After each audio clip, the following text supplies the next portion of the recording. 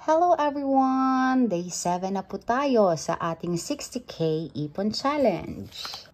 At ang ating challenge ay Half of the Money in Your Wallet Challenge. Bilangin ang total na pera mo sa wallet. Kalahati ng total amount ang kukunin mo at ihuhulog sa ipon box. So ito ang ating wallet.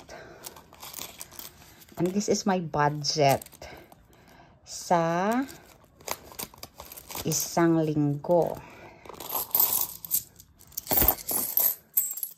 Okay, so bibilangin muna natin kung magkano ang pera ko sa wallet. I have 872 in my wallet and 25 cents. So ngayon ay maghuhulog tayo ng 436 pesos. Yun ang kalahati ng ating pera sa wallet. Ito na siya. So instead of 436 pesos, maghuhulog tayo ng 440 pesos. So kagabi, naghulog tayo ng 270 pesos.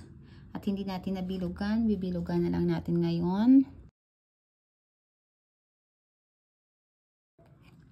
And that is our 7 of 365 day 60K Ipon Challenge.